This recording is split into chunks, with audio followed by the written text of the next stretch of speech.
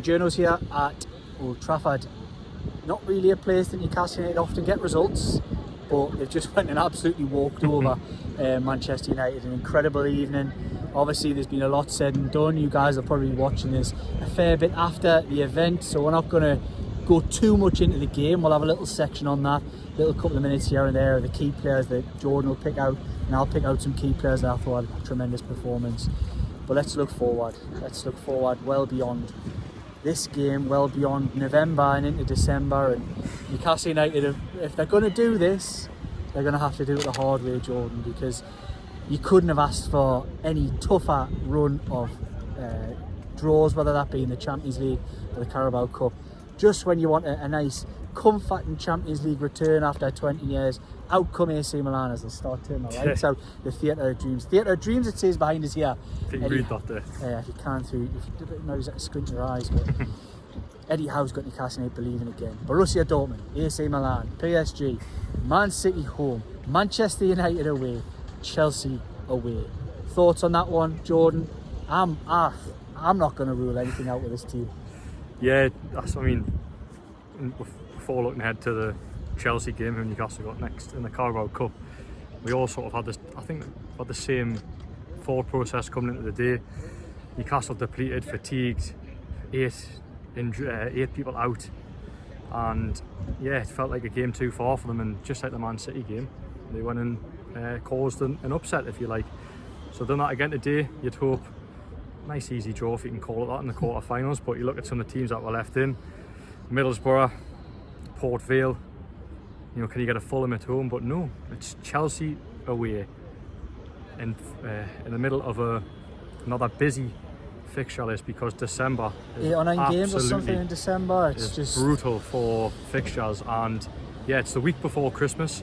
I think the Newcastle play Luton the same week, so they've got to venture down to the capital, probably stay down there.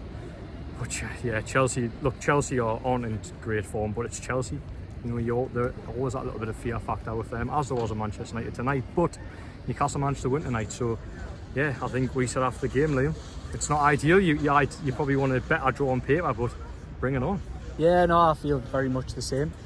Let's not beat around the bush here. It's probably Newcastle's easiest draw they've had so far in all the cup teams, and that's just saying something, that going to Stamford Bridge, a place where traditionally isn't a particularly happy hunting ground, although it hasn't been too bad in recent years when we've gone down there recently. And obviously Chelsea aren't the team that they were. They are steadily improving and looking better, but what's to fear? What's to fear? This team, if this team has proven anything to everybody out there this season, it's got to be, do not write them off. Write them off at your peril. Backs to the wall, everything against them, injuries piling high, minutes. They were out on their feet after 60 to 70 minutes at Molineux at the weekend. Didn't look like players like Anthony Gordon had 60, 70 minutes in his locker. Didn't look like Joe Linton could do in 90 minutes. Didn't look, some of these players, Sean Longstaff, the fittest guy I've ever seen. I mean, that guy should run marathons. He's an incredible athlete. Sprinting, overlapping, running, tackling, he was doing everything possible to win that game, with the armband as well. 150 games at Newcastle United, and the armband as well, to win at Old Trafford. A Geordie boy, leading his club to, like I say, only a second win since the 70s. An incredible moment. But what's to fear?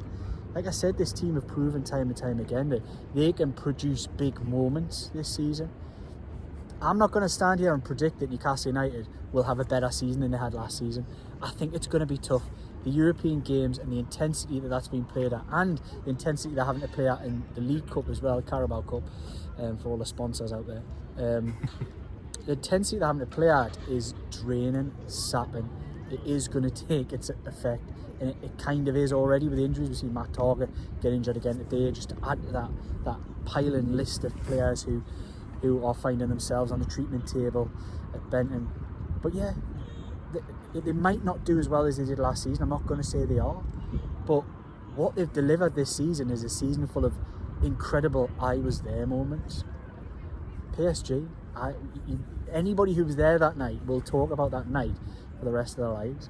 The 7,000 fans who were here tonight will look back. If Manchester United, football comes in cycles, you imagine they'll probably improve at some point, and they're such a Goliath of a football club that it might be tough to win here. It's not going to be easy to come here and win very often, and they've went and done that.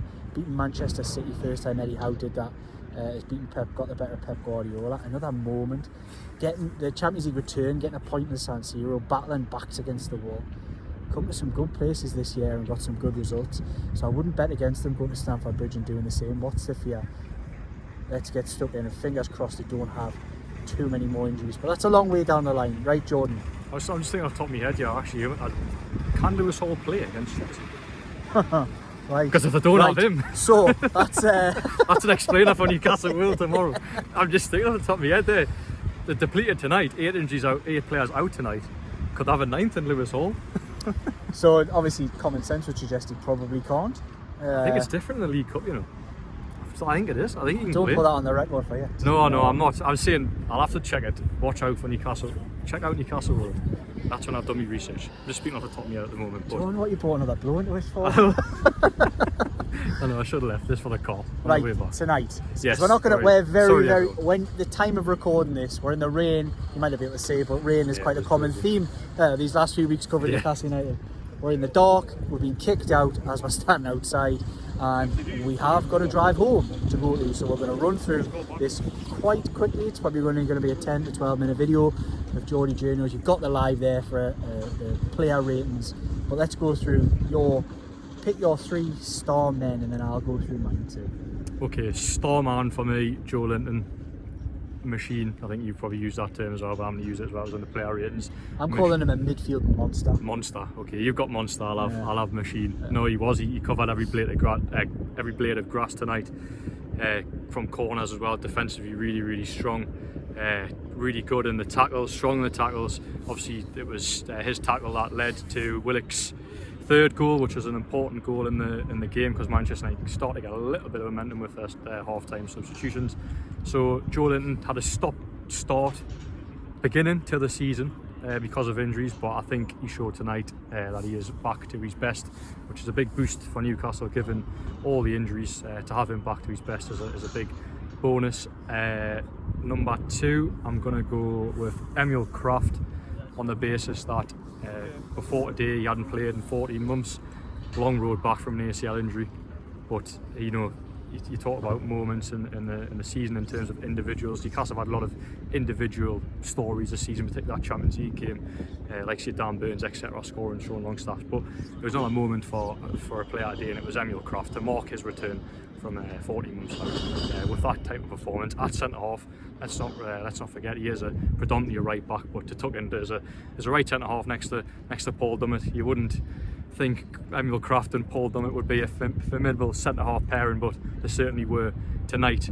And then I've got to pick between the 2 full-backs, which I find really difficult, but I will go with Tino Livramento because he's been consistent in his 2 starts so far. Outstanding against Manchester City, and I think he took his game to an extra level today with that.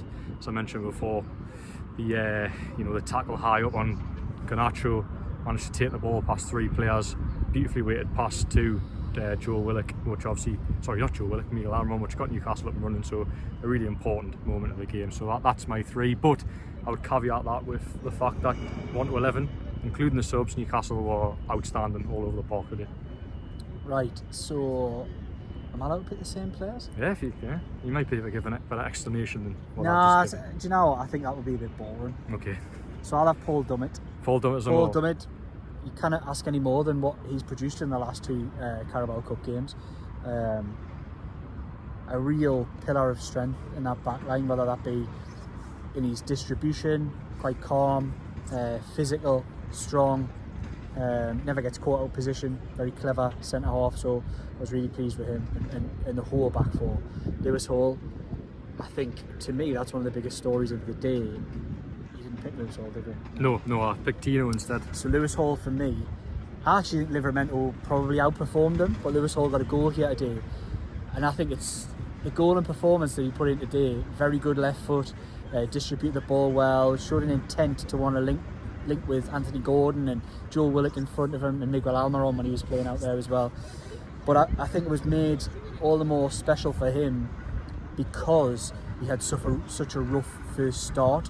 In that Manchester City game, taken off at half time. Eddie Howe didn't want to focus too much on it, said he'd had a tough game. tough first game. So then to come to a place like this, high pressure environment, a massive game, to produce a performance like that was incredible, and he'll be delighted. I'm sure his family will be all delighted for him too, and I'm delighted for him. Joe Willock was seen. It was a thing of beauty, the goal, and it's going to mention my third player, Anthony Gordon, in that little one. You've had 4 there, haven't you? Have I? I think so. Dummett. All. Oh, I'm having 4. Just have it. Who cares? 4. Right, we'll just go through the full team. So yeah, the little Anthony when you get a chance to watch it again, the little Anthony Gordon block shows how clever he was as a central forward today. And I thought they would lose something taking him out from the left to a central forward role, and they didn't. They actually gained a lot with his clever movement. But that little block on Harry Maguire just opens the door for Joe Willock to slot in the bottom corner. So special mention to Joe Willock with the help of Anthony Gordon. Right, we need to get back. Yeah, I think We've enjoyed ourselves here, yeah, you all probably have as well. But we do have to call it. I think we've covered most things. We could talk all night about this result. Yeah, Incredible result, as we've mentioned. Newcastle don't get results here. Okay, Manchester United aren't very good at the moment, but Newcastle don't get results, and they did today emphatically. So yeah, I think that's it. Right, you're out, Man United. See ya.